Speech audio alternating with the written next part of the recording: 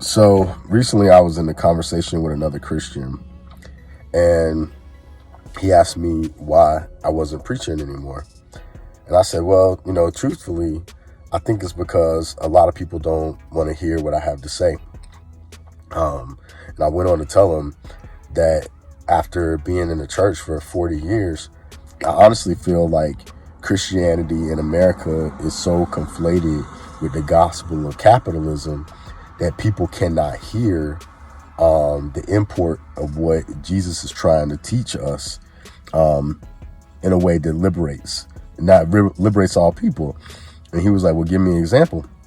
So I said, okay, well, you know the story of the dudes with the talents or the miners, depending on which gospel you read, and how the person didn't make any money for their master. And then the whole way that the story is told is that the guy who didn't make any money was like wicked. And he was like, yeah. And I said, well, when I read it completely differently.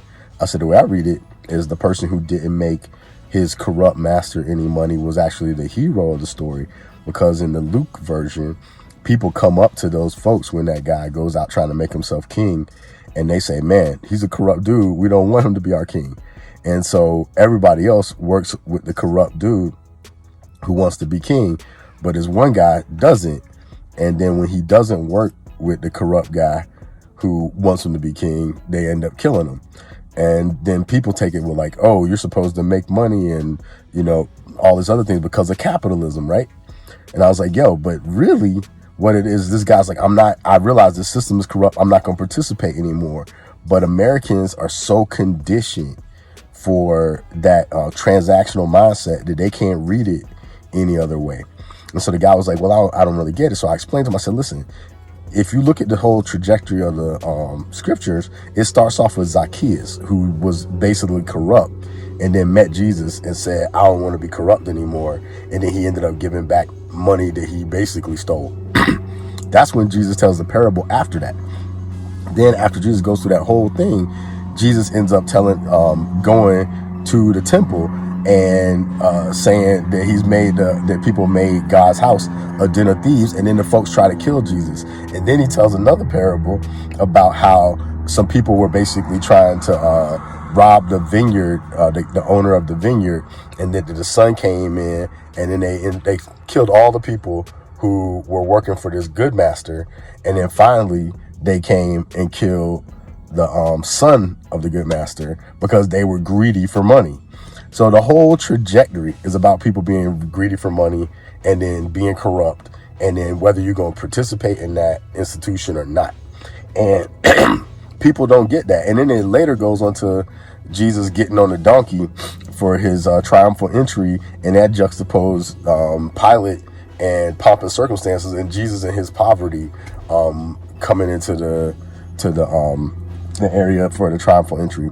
So basically the whole story has been twisted forever. But as I told the guy, I don't feel like I'm so arrogant and so whatever that I can change people's minds when they've been hearing the story a certain way for a long time, and hearing me say it differently is probably going to make them feel slightly frustrated.